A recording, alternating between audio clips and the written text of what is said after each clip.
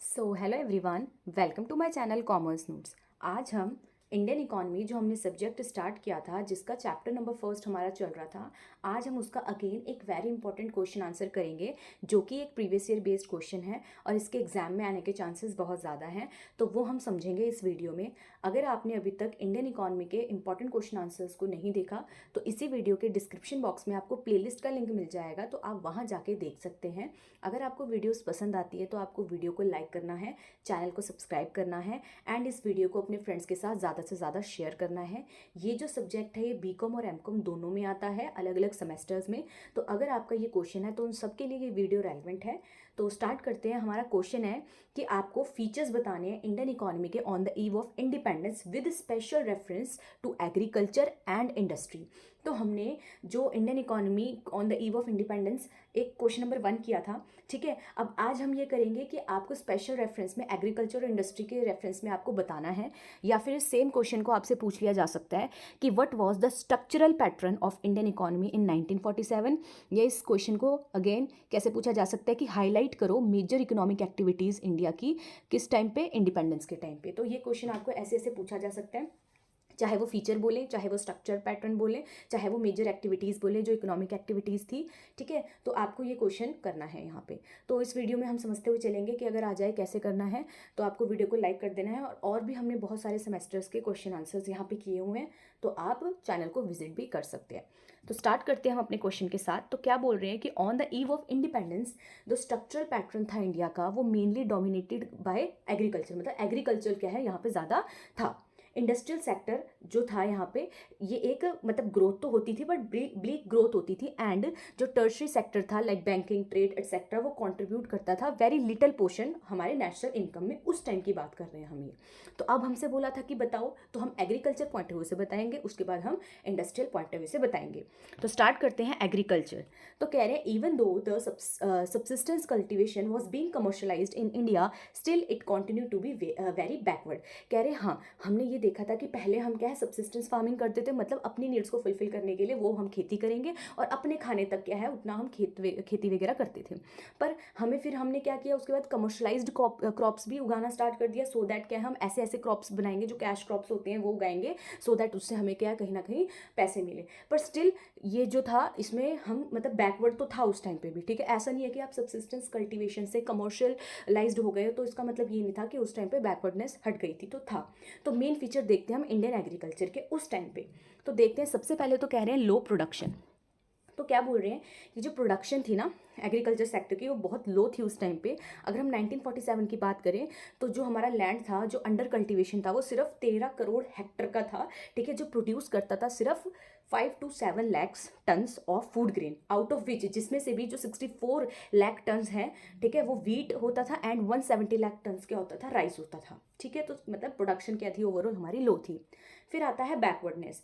कह रहे per hectare production crop की थी ना वो बहुत ही कम थी, ठीक है। क्यों? क्योंकि due to lack of seeds, fertilisers, उस टाइम पे सीड्स नहीं होते थे, अच्छी क्वालिटी के फर्टिलाइजर्स नहीं थे हमारे पास, ठीक है। इरिगेशन फैसिलिटीज़ नहीं थी, अगर टेक्नोलॉजी भी थी तो वो बहुत ऑब्सलीट थी, ठीक है। तो ये था, इसीलिए क्या है हमारा जो प्रोडक्टिविटी थी ना पर हेक्टर लैंड की वो बहुत कम थी।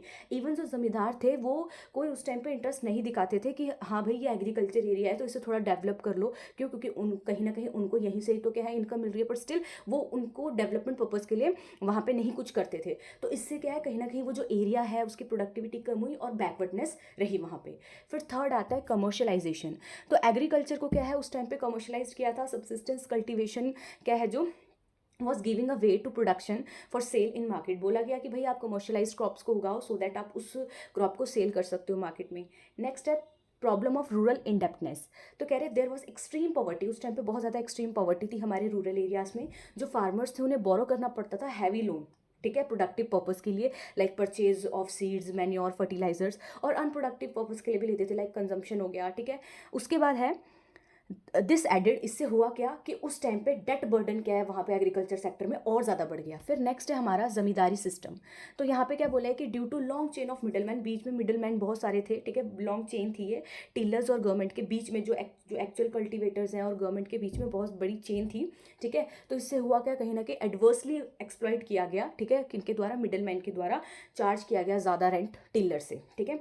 अच्छा, फिर है प्रेशर ऑफ पॉपुलेशन, कह रहे हैं as the cottage and small industries decline हो रही थी तो एग्रीकल्चर रिमेन, सिर्फ उस टाइम पे एग्रीकल्चर सोर्स ओनली सोर्स बच गया था जहाँ पे एम्प्लॉयमेंट ज़्यादा प्रोवाइड की जाएगी, क्योंकि उस टाइम पे कॉटेज स्मॉल इंडस्ट्रीज डिक्लाइन हो रही थी। तो क्या बोल रहे हैं, और इससे हुआ क्या कि this lead to fragmentation and subdivision of land, इससे क्या हुआ कि जो लैंड है उनकी सब डिविजन होने लग गई, है ना। तो ये क्या है, मतलब अब लैंड होल्डिंग थी, दूर दूर थी लोगों की, और वो भी छोटी छोटी मतलब छोटे छोटे लैंड थे, ठीक है। तो इससे हुआ क्या कि agriculture being the highest source of employment था उस टाइम पे of independence had lowest productivity, पर उस टाइम पे क्या है, मतलब उस टाइम पे एग्रीकल्चर ही बहुत ज़्यादा हाईएस्ट सोर्स था कि आपको वो एम्प्लॉयमेंट देगा इंडिपेंडेंस के टाइम पे, बट उसमें से क्या है लोएस्ट प्रोडक्टिविटी आती थी। तो हमने ये एग्रीकल्चर के रेफरेंस से पढ़ा। नाउ अब हम पढ़ेंगे इंडस्ट्री के पॉइंट ऑफ व्यू से, इंडस्ट्री के रेफरेंस से। तो क्या कह रहे हैं, at the time of independence due to partition, India और पाकिस्तान का पार्टीशन हुआ था उस टाइम पे, तो major part of large industries 91% ये कह सकते हैं हम, वो क्या पाकिस्तान वाली साइड चले गए थे, एंड ओनली 9% क्या है इंडिया में रहा था।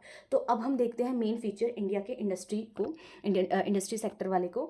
तो सबसे पहले है DK of cottage and small industries. क्या बोल रहे हैं कि जो कॉटेज और स्मॉल इंडस्ट्रीज थी इंडिया की, वो प्रोड्यूस मतलब of India produced artistic good. उस टाइम पे क्या आर्टिस्टिक गुड बनाए जाते थे, ठीक है, जो कि बहुत फेमस थे ब्रिटिश रूल से पहले। बट हुआ क्या कि जो भी ये पॉलिसीज लाई गई द्वारा, किनके द्वारा, ब्रिटिश गवर्नमेंट के द्वारा, वो कहीं ना कहीं अगेंस्ट थी किसके, growth of units, growth of these units, ठीक है। तो जिससे हुआ क्या कि डीके हुआ, डिक्लाइन हुआ ये सेक्टर, ठीक है। और by the time of independence जो इंडस्ट्रीज थी उस टाइम पे, जब इंडिपेंडेंस के टाइम पे जो इंडस्ट्रीज थी बहुत ज़्यादा अंडर डेवलप हो गई थी, ठीक है, और मतलब बैकवर्ड हो गई थी। इसमें जो टेक्नोलॉजी थी वो भी ऑब्सोलीट मेथड से यूज़ किया जा रहा था, और शॉर्टेज ऑफ लेबर भी हो गई थी इस सेक्टर में। तो मतलब डीके हो गया था कॉटेज और स्मॉल इंडस्ट्रीज का। फिर आता है लैक ऑफ बेसिक इंडस्ट्रीज। कह रहे बेसिक एंड हैवी इंडस्ट्रीज जैसे कि आयरन हो गया, स्टील हो गया, ठीक है, मशीन बिल्डिंग, ये क्या हाईली इग्नोर्ड था उस टाइम पे। Only Tata iron and steel mills क्या है उस टाइम पे बेसिक इंडस्ट्रीज थी इंडिपेंडेंस के टाइम पे, एंड जो टोटल स्टील प्रोडक्शन है उस टाइम पे वो सिर्फ 13 लाख टन होता था। फिर है हमारा exploited consumer goods industry. Consumer goods industries जैसे कि cotton, textile, jute, sugar etcetera setup की गई थी ब्रिटिश टाइम पीरियड के अंडर, उनके रूल के अंडर। बट जो प्रॉफिट अर्न किया जाता था उनके द्वारा वो क्या है, यहाँ इंडिया में नहीं रिटेन किया जाता था, was not retain in the country itself. 1947 में अगर हम इंडिया की बात करें तो वो प्रोड्यूस करता था just 4 to 1 square crore metre of the cloth and 10 lakh tons of sugar, as compare to, अगर हम कंपेयर करें तो 6045 square crore of cloth and 275 lakh tons of sugar, जो कि 2011-12 का डेटा है। फिर आते हैं हम development of export oriented units. कह रहे जो ब्रिटिश है ना उन्होंने डेवलप किया था certain export units, but for their own benefit, अपने खुद के बेनिफिट के लिए, एज दे एक्सपोर्टेड, क्यों, क्योंकि वो यहाँ से रॉ मटेरियल को एक्सपोर्ट करते थे ब्रिटिश इंडस्ट्रीज में, ठीक है। फिर आता है हमारा लो लेवल ऑफ ट्रेनिंग। क्या बोल रहे हैं कि की पोजीशन इन ऑल इंडस्ट्रीज जो थी, जो बड़ी बड़ी पोजीशंस होती हैं हर इंडस्ट्री में उस टाइम पे, वो क्या है, ये कह सकते हैं कि वो किनके पास होती थी, ब्रिटिशर्स के पास, ठीक है। तो उस टाइम पे जैसे कि कोई एफर्ट्स नहीं डाले गए कि यहाँ पे जो मतलब जो लेबर हैं उन्हें टेक्निकल स्किल्स सिखाई जाए, जो मैकेनिकल स्किल्स होती है वो ट्रेनिंग दी जाए, ठीक है। तो उस टाइम पे हमारे पास लो लेवल ऑफ ट्रेनिंग हुआ करती थी। फिर है बायस्ड टैरिफ पॉलिसीज। तो उस टाइम पे जो पॉलिसीज थी जो ब्रिटिशर्स लाए थे वो कहीं ना कहीं फेवर में थी ब्रिटिशर्स के, ठीक है, अगर हम कंपेयर करें इंडियन से। तो ये था हमारा क्वेश्चन जिसमें हमने एग्रीकल्चर पॉइंट ऑफ व्यू से and industry point of view से किया। तो होप आपको ये क्वेश्चन समझ आया हो। तो अगर आपको क्वेश्चन समझ आया, वीडियो पसंद आई है तो चैनल को सब्सक्राइब करना है, वीडियो को लाइक कर देना है, अपना फीडबैक दे सकते हो आप, और आपको और कौन सा सब्जेक्ट चाहिए जिसके इंपॉर्टेंट क्वेश्चन आंसर्स आप चाहते हो वो भी आप लिख सकते हो। मिलते हैं नेक्स्ट वीडियो में एक और इंपॉर्टेंट क्वेश्चन और आंसर के साथ इसी चैप्टर के। तब तक के लिए thank you for watching this video.